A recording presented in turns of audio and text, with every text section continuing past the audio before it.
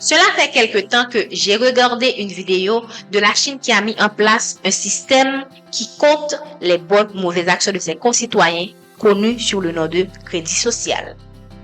Et selon ces actions, le citoyen est récompensé ou pénalisé. Sur le moment, je n'avais pas compris pourquoi c'était important pour un gouvernement de s'assurer que ses concitoyens agissent de manière responsable au point de le noter sur un système. Maintenant que je vous en parle, j'ai trouvé un élément de réponse pour cette initiative.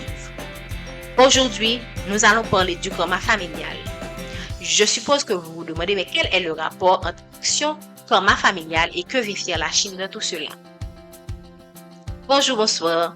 Bienvenue dans notre émission Causerie du jour, une séance d'échange sur la spiritualité et le développement personnel pour vous aider à voir en vous le meilleur. Au cours de cette session, des conseils seront donnés. Merci de faire appel à votre discernement pour voir dans quelle mesure ces conseils s'appliquent à vous. Merci aux nouveaux abonnés de la chaîne. Merci aux anciens abonnés aussi. Et merci pour tous les commentaires constructifs pour l'amélioration de la chaîne. Parfois, vous cheminez dans la vie tranquillement en faisant tous les efforts possibles et imaginables demandés par la société.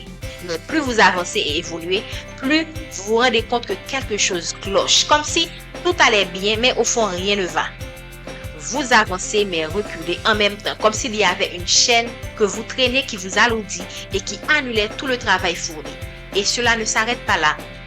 Quand vous faites le bilan et que vous allez plus profondément dans l'histoire de vos parents, soit du côté maternel ou paternel, ou de vos grands-parents, vous remarquez qu'il y a des schémas répétitifs, le plus souvent négatifs, des histoires qui se répètent tout le temps sur des générations avec des conséquences catastrophiques. L'ensemble de ces manifestations est connu sous le nom de karma familial.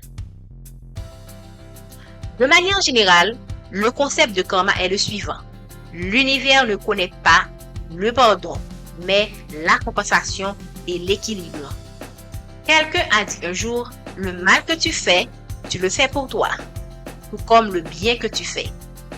Le karma familial suggère que les actions et les énergies de nos ancêtres peuvent influencer notre vie actuelle.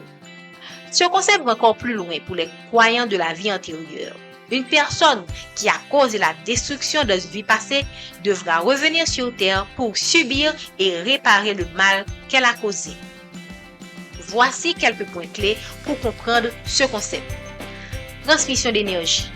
Le karma familial peut être transmis par l'énergie, les actions et les pensées négatives de nos ancêtres.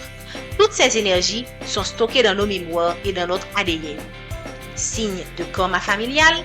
Certains signes peuvent indiquer que vous portez le karma familial, comme des problèmes de santé inexpliqués, une connexion spirituelle forte ou des tendances récurrentes dans les problèmes familiaux. Libération du karma familial.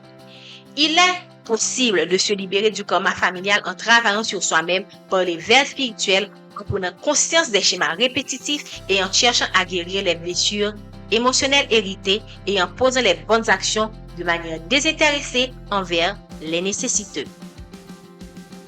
Et l'histoire de la Chine dans tout cela.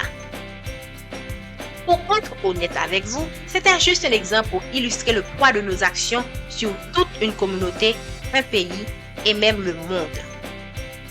Une bonne action est comme une goutte d'eau qui tombe au fur et à mesure dans une cuve. Au fil du temps, celle-ci devient remplie au point de déborder. Cette même goutte d'eau forme les cours d'eau, les rivières, les mers et les océans. C'est ce que la Chine a compris, enfin je suppose. L'ensemble des bonnes actions d'une personne, d'une famille, d'une communauté, d'une ville, d'un pays crée un faisceau qui assure la prospérité d'une nation sur des générations. Cette semaine, pensez à poser une bonne action, même si à vos yeux, elle est anodine. Considérez qu'il s'agit de la goutte d'eau qui, en s'accumulant, va former les océans. Et ces bonnes actions vont rejaillir sur vos enfants et les générations à venir. Et comme toujours, nous terminons cette vidéo avec la pensée suivante. Au commencement était l'action. Bonne semaine.